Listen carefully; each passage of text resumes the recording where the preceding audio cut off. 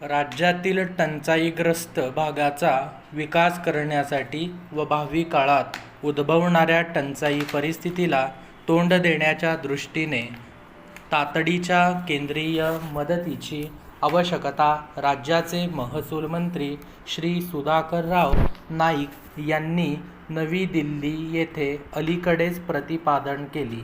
महसूल मंत्र्यांच्या परिषदेसमोर बोलत असताना श्री नाईक पुढे म्हणाले की उद्योगविरहित जिल्ह्याच्या बाबतीतील धोरणात्मक निकष बदलल्यास दुष्काळी भागात उद्योग प्रोत्साहित होऊन ते वाढीस लागतील व तेथील कृषी क्षमतेतील कमतरता काही अर्थाने भरून निघेल. यामुळे काही कालावधीनंतर या भागात टंचाई निवारण्यासाठीच्या मदतीची तितकीशी आवश्यकता भासणार नाही. परिचय. महाराष्ट्रातील टंचाई परिस्थिती टंचाई निवारणाचा एक विशेष प्रश्न म्हणून पाहावा लागेल.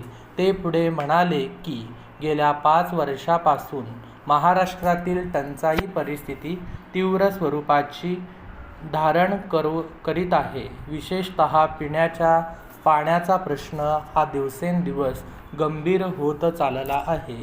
इतका की अनेक पाणी पुरवठ्याच्या योजना पूर्ण होऊनही तेथील पाण्याचे साठे आटल्याने त्या कुचकामी ठरल्या आहेत. श्री नाईक म्हणाले की टंचाईग्रस्त क्षेत्रात केंद्रीय योजनांव्यतिरिक्त अनेक कामे रोजगार हमी योजनेखाली हाती घेण्यात येत आहेत. केंद्र शासनाचे मार्गदर्शन लक्षात घेऊन टंचाई निवारण्याचे कार्य राज्यात केले जाते, असे सांगून श्री नाईक म्हणाले की राज्य शासनाच्या केंद्रीय मदतीच्या मागणीपासून प्रत्यक्ष केंद्र शासनाने मदत मंजूर करीपर्यंतच्या कालावधीसाठी एक समयबद्धता जर निर्माण करता आली तर राज्य शासनाला संयुक्तिक असे होईल. या संदर्भात ते म्हणाले की मदतीची मागणी पोहोचल्यानंतर एक पंधरवड्याच्या आत एक केंद्रीय पथक समितीने राज्याला भेट द्यावी आणि या भेटीनंतर 15 दिवसांच्या आत केंद्रीय मदतीचे आदेश निघावेत. पुरेसा, विस्तृत व समन्वित असा मदत मिळण्याबाबतचा अहवाल सादर करूनही केंद्रीय मदतीची कमाल मर्यादा पदरात पाडून घेण्यासाठी 3 महिने लागले. हा अलीकडचा राज्य शासनाचा अनुभव लक्षात घेऊन त्यांनी ही सूचना केली. परिचय. टंचाई निवारणाच्या बाबतीतील केंद्रीय मदतीचा निकष संदर्भात बोलताना श्री नाईक म्हणाले की टंचाईच्या प्रश्नाच्या संदर्भात दिल्या जाणाऱ्या केंद्रीय मदतीच्या स्वरूपाबाबत केंद्राकडून माहिती देण्यात आल्याची राज्य शासनाला माहिती नाही.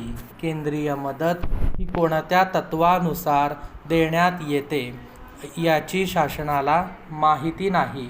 अशा रीतीने देण्यात येणारी मदत ही राज्याने अपेक्षिल्यापेक्षा खूप कमी असते, असे ते म्हणाले.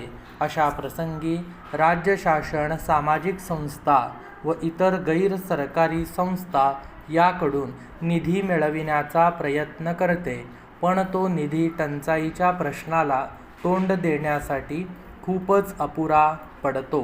पुढे नमूद करताना श्री नाईक म्हणाले की केंद्र सरकारने आपत्कालीन विभाग स्थापन करावा, या विभागाची सूत्रे पंतप्रधानांकडे सोपवावीत व त्वरित निर्णयाची अंमलबजावणी करावी याकडे लक्ष द्यावे.